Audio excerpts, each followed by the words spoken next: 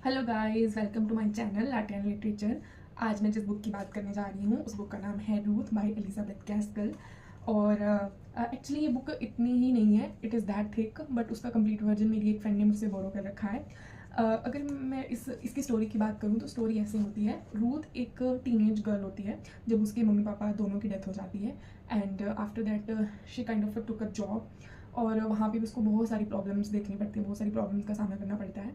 But एक उसके जीवन में अच्छा पल आता है कि she fail in love with a guy name Henry.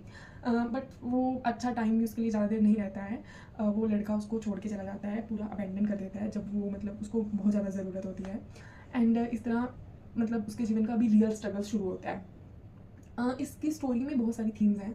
अगर मैं सबसे इम्पॉर्टेंट थीम की बात करूँ तो सबसे नंबर वन पे है कि सोसाइटी की हिपोक्रेसी, कि कैसे लोग विमेन को एंड मेन को सेम काइंड ऑफ मतलब जो सोसाइटी क्राइम समझती है उसके लिए मतलब लड़कियों को अलग तरह ट्रीट किया जाता है और लड़कों को अलग तरह ट्रीट किया जाता है, जो कि ऑलमोस्ट हर सोसाइटी की कहानी है अनफॉर्चुनेटली।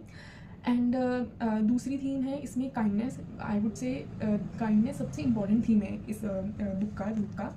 एंड इसमें रहता है कि जैसे कि हेनरी उसके साथ बुरा करके जाता है ना, वैसे ही उसको दो लोग मिलते हैं जो उसके साथ इतना अच्छा करते हैं ना, उसको इतना काइंडली रखते हैं। जब उसको अबेंडन कर देते हैं, अपने घर में रखते हैं, mister Benson and miss Benson. और फिर दूसरी अगर काइंडनेस की बात करूँ तो रूथ को बहुत ही काइंड दिखाया गया है।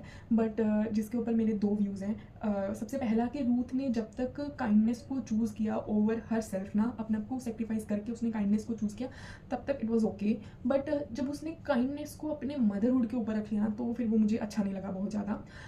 क्योंकि I don't know why people think that being a parent is a privilege, but it is not, it is a duty.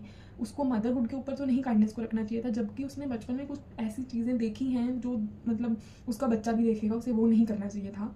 And आगे मैं बात करूँ देन थर्ड थिंग इसमें ये भी है कि सिर्फ हेनरी नहीं उसे धोखा देता है, एक और लड़का होता है। आप मैं पूरी स्टोरी रिवील नहीं कर सकती, but the guy name is William. William नाम का आप पढ़ेंगे तो आई डोंट थिंक सो आपको लगेगा उसने धोखा दिया, बट मुझे लगा है कि उसने बहुत बड़ा धोखा रूथ को दिया है। बट रूथ को भी नहीं पता कि उसने धोखा दिया है, बट अगर आप स्टोरी को पढ़ेंगे बहुत अच्छे से तो आपको समझ आएगा।